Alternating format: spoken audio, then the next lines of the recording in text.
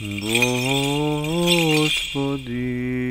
Исусе Христе, Сине Божий, помилуй меня грешного. Отца и Сина и Светия Дух. Амин. Возлюбени во Христа Бога, браќа и сестри, во денешното евангелско четиво, напишано од Светиот апостол и евангелист Лука, се зборува за Христос, кој што се движел, патувал по патот што водел до Ерихон. И по правило тој никогаш не оди сам. Секогаш окружен со огромен број на луѓе кои што бараат од него здравје на телото, здравје на душата, здрав дух и свет, кој што само од него може да им дојде утеха за сите своји животни неволи, мир, со кој што ќе биде истеран немирот, што овој свет без Бога и против Бога го внесува во животот на секој човек кој што сака да му биде со целиот свој живот верен и доследен на патот Божи што води во спасение.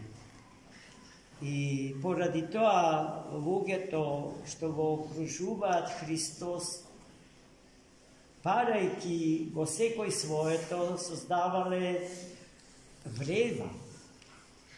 Таа врева ја чу и слепиот, кој што стоел крај патот и просел. Но што ја чу вревата,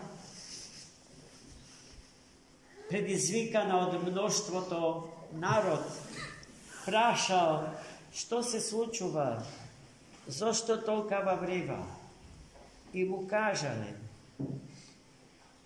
дека доаѓа Иисус Христос Назарец.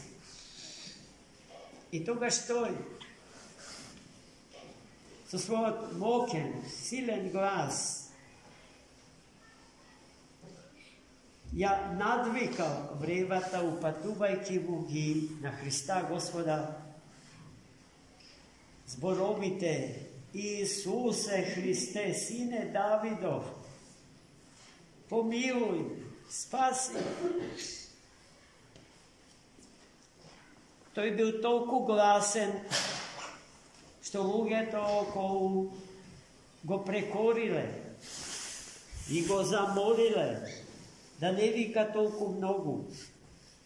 А тој и после тоа за толку погласно вика по Христа: Исусе, Сине Давидов, смилуј се нам.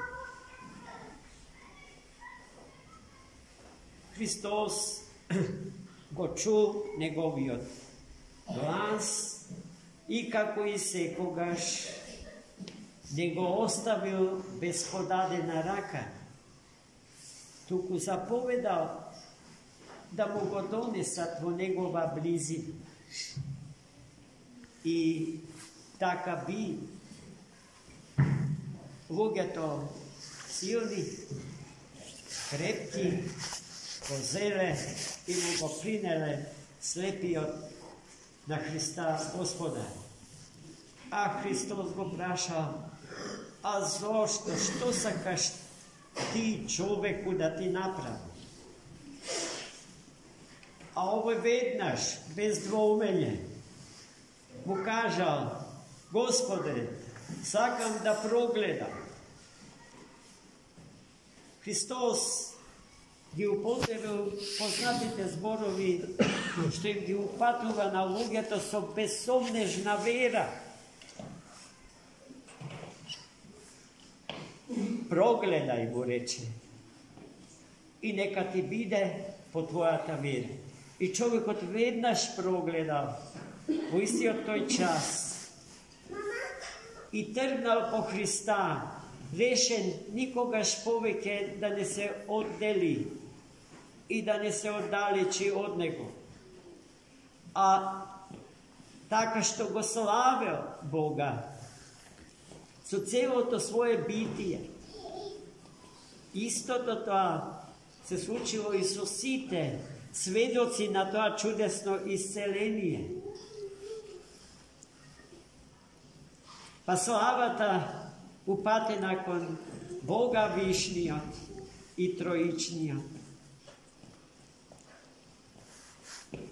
За која што знаеме дека е самиот врв во духовниот живот на еден човек и на еден народ ја досегнале во тој час и нескриено ја манифестира.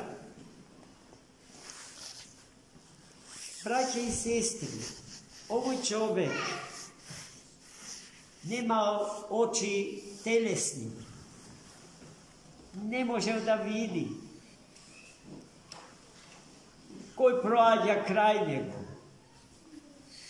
Имал потреба некој да го извести, да му каже. А откако дознал дека се работи за Христос, животодавецот и лекарот на сите човечки немоки,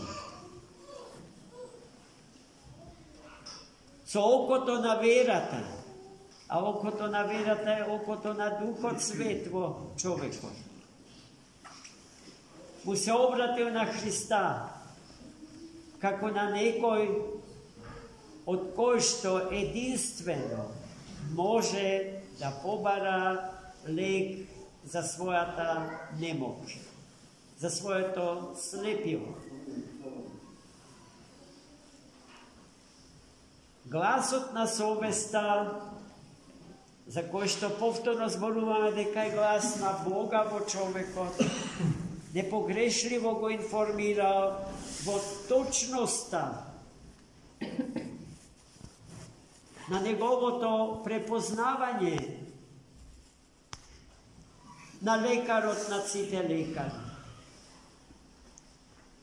Но неговата вера била толку голема, што никој не можел да ја запре, никој не можел да ја стави во некакви конвенционални рамки. Тој зборувал со душата своја, со сето срце свое, осетил дека е во негова најголема близина неговото спасение и не сакал да се искоцка со таа можност. Затоа тој викал,